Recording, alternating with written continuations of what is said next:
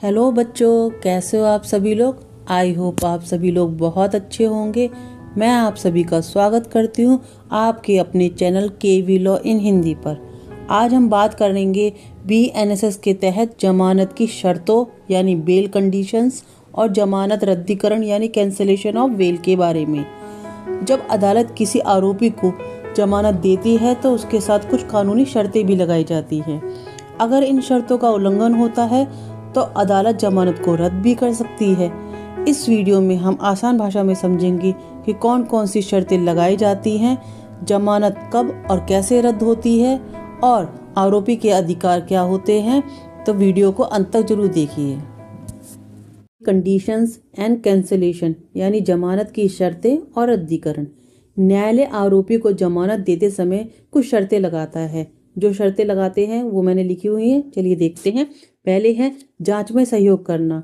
आरोपी को जांच अधिकारी के निर्देशानुसार उपलब्ध रहना होगा, यानी जब भी जांच अधिकारी आरोपी को बुलाएगा, उससे अपना सहयोग मांगेगा, तो आरोपी का कर्तव्य बनता है कि वो जांच अधिकारी का सहयोग करे। सेकंड है सबूतों के साथ साथ छेड़छाड़ ना करना। आरोपी से यह अपेक्षा की जाती है कि वे मामले के तथ्यों या सबूतों को नष्ट या बदलने का प्रयास ना करें, यानी वो जैसे सबूत रखे हैं, जैसे पेश किए गए हैं, जैसे हैं उनको वैसे ही रहने दे, ना उनके अंदर कोई बदलाव करे। ठीक है। थर्ड है गवाहों को ना धमकाना। आरोपी को ना तो किसी प्रकार का प्रलोभन देना है और ना ही धमकी देगा और ना ही किसी भी प्रकार का दबाव बनाएगा। यानी गवाह जो है उनके साथ में ना मिलना है, ना उनसे बात करनी है, ना उन्हें किसी चीज का लालच देना है, ना उन्हें धमकाना है और ना ही उन पर किसी तरीके का प्रेशर बनाना है। फोर्थ है न्यायालय में उपस्थिति। सभी सुनवाइयों में आरोपी की उपस्थिति बनाए रखना जरूरी है। के अधिकार क्षेत्र को छोड़कर नहीं जाना है। या जमानत देने की शर्तों में एक शर्त पासपोर्ट जमा करना भी है। विदेश न जाने के लिए आरोपी का जो पासपोर्ट होता है वो जब्त कर लिया जाता है। यदि जो आरोपी है अपना पासपोर्ट जमा नहीं करता है तो उसकी जमानत जो है वो रद्द कर दी जाएगी, यानी उसे जमानत नहीं दी जाएगी। 6 है अपराध न दोहराना। जमानत देते समय एक शर्त ये भी रखी जाती है कि जो आरोपी है वो अपराध को नहीं दोहराएगा, यानी अपराध नहीं दोहराएगा। जमानत अवधि के दौरान कोई भी अन्य अपराध न दोहराना ये शर्तों में शामिल होता है। जमानत रद्द करने के आधार ग्राउंड्स ऑफ कैंसिलेशन। जमानत इन वजहों से रद्द भी की जा सकती है। पहला है शर्तों का उल्लंघन। अदालत द्वारा लगाई गई किसी भी शर्त को तोड़ने पर जो जमानत होती है आरोपी की वो रद्द की जाती है। सेकंड है स्वतंत्रता का दुरुपयोग। जमानत रहते हुए गलत गतिविधियों में लिप्त होने पर भी आपकी जो जमानत होती है वो रद्द कर दी जाती है।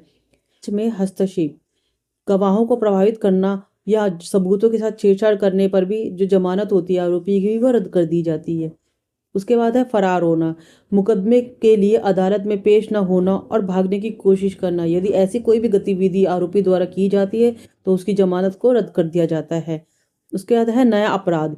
यदि आरोपी जमानत पर बाहर रहने पर दोबारा से कोई अपराध करता है और यानी अपराध की पुनरावृत्ति करता है तो ऐसी कंडीशन में भी उसकी जो जमानत है वो रद्द कर दी जाती है। देखते हैं जमानत रद्दीकरण की प्रक्रिया और शक्ति। तो प्रोसीजर एंड अथॉरिटी। पहला है अधिकार क्षेत्र। निचली अदालत धारा 480 सब क्लॉज 5 के तहत उच्च न्यायालय या सत्र न्यायालय धारा 483 सब क्लॉज 3 के तहत जमानत को रद्द कर सकते हैं। सावधानी, जमानत रद्द करना स्वतंत्रता का उल्लंघन है, इसीलिए ये शक्ति सावधानी से इस्तेमाल की जानी चाहिए। यानी जो भी स्वतंत्रता दी गई है आरोपी को, अगर उसका वो दुरुपयोग करता है तो जो जमानत होती है वो रद्द कर दी जाती है। अब देखते हैं बीएनएसएस के विशेष प्रावधान क्या क्या हैं। तो गंभीर अपराध यानी बलात्कार जैसे जघन्य अपराधों में जमानत से पहले पीड़ित और मुखबिर को सूचित करना अनिवार्य होता है। अग्रिम जमानत भी इन्हीं सख्त शर्तों के अधीन होती है। अंत में देखते हैं निष्कर्ष। धारा 484 जमानत रद्द करने की प्रत्यक्ष वैधानिक शक्ति प्रदान करती है। कानून के दुरुपयोग को रोकने के लिए जमानत रद्द करने के लिए अंतर्निहित शक्तियां उच्च न्यायालय के पास यानी बीएनएस की धारा 528 के अंतर्गत मौजूद है। जमानत रद्द करना एक गंभीर कदम होता है, ना कि अनुदान के विरुद्ध अपील। यह उन अप्रत्याशित नई परिस्थितियों पर आधारित होना चाहिए जो निष्पक्ष सुनवाई के साथ स्वतंत्रता को भी असंगत बनाती हो। तो आई होप आपको आज की वीडियो समझ में आई होगी। आज हमने जमानत की शर्तें और रद्दीकरण तथा कौन कौन सी ऐसी कंडीशन होती है जबकि जमानत को रद्द किया जा सकता है, तो हमने आज वो समझा। तो आपको अगर मेरा वीडियो समझ में आया हो तो आप मेरे चैनल को लाइक कर सकते हैं, सब्सक्राइब कर सकते हैं और अपने दोस्तों के साथ शेयर कर सकते हैं। मिलते हैं अगली वीडियो में। राधे राधे।